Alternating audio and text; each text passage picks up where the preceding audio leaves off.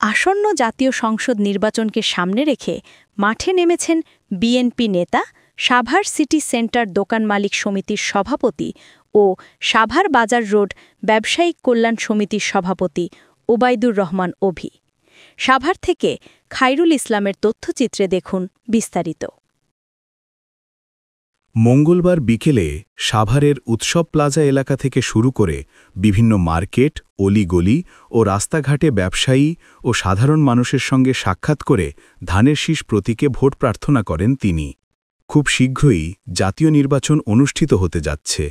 আমরা শহীদ রাষ্ট্রপতি জিয়াউর রহমানের আদর্শে, বেগম খালেদা জিয়া ও তারেক রহমানের নির্দেশনায় মানুষের দ্বারে দ্বারে যাচ্ছি, ধানের শীষ প্রতীকের পক্ষে ভোট চাইছি। এবারের নির্বাচন হবে গণতন্ত্র পুনরুদ্ধারের নির্বাচন। তারেক রহমানের সালাম নিন, ধানের শীষে ভোট দিন। তিনি আরও বলেন, তারেক রহমান রাষ্ট্র মেরামতের জন্য যে ৩১ দফা ঘোষণা করেছেন সেটি মানুষের ঘরে ঘরে পৌঁছে দেওয়া হচ্ছে। বিএনপি ক্ষমতায় এলে এই ৩১ দফা বাস্তবায়নের মাধ্যমে দেশে প্রকৃত পরিবর্তন ঘটবে বলেও জানান তিনি। প্রচারণাকালে তার সঙ্গে উপস্থিত ছিলেন সাভার পৌর শাখা বিএনপির সহসাধারণ সম্পাদক জাহাঙ্গীর আলম, যুবদল নেতা মুকুল মোল্লা, ইউসুফ আহমেদ সহ স্থানীয় ব্যবসায়ী ও বিএনপি সমর্থিত সংগঠনের নেতাকর্মীরা। তারা জনগণের হাতে লিফলেট বিতরণ করে ধানের শীষ প্রতীকে ভোট প্রার্থনা করেন।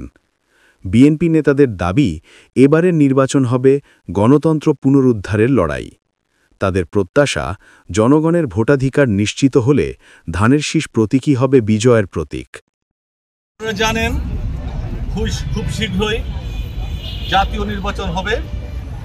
এই জাতীয় নির্বাচনের একরকম তত্ত্বাবধায়ক সরকার একরকম আপনার তফসিল ঘোষণার মধ্যে করেছে যে আগামী ফেব্রুয়ারি মাসে বাংলাদেশের জাতীয় সংসদ নির্বাচন হবে।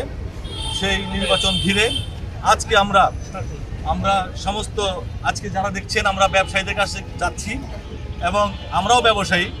আমরা শহীদ রাষ্ট্রপতি জিয়াউর রহমানের সুযোগ্য উত্তরসূরি, দেশনেত্রী বেগম খালেদা জিয়ার সুযোগ্য উত্তরসূরি, তারুণ্যের অহংকার, আগামী দিনের রাষ্ট্রনায়ক তারেক রহমানের নির্দেশনায় আমরা মানুষের দুয়ারে দুয়ারে যাচ্ছি, ভোট প্রার্থনা, ভোট ভিক্ষা চাচ্ছি। আর সেই সাথে আমাদের রাষ্ট্র কাঠামো মেরামতে তারেক রহমান সাহেবের ৩১ দফা, যেটা ৩১ দফা ঘোষণা করেছেন, এটা আমরা মানুষের দ্বারে দ্বারে পৌঁছে দিচ্ছি এবং মানুষকে বোঝানোর চেষ্টা করছি। আমাদের আগামী দিনের রাষ্ট্রনায়ক তারুণ্যের অহংকার তারেক রহমান সাহেব যদি এই দেশের রাষ্ট্র ক্ষমতায় আসে, তাহলে এই ৩১ দফা বাস্তবায়ন করবে।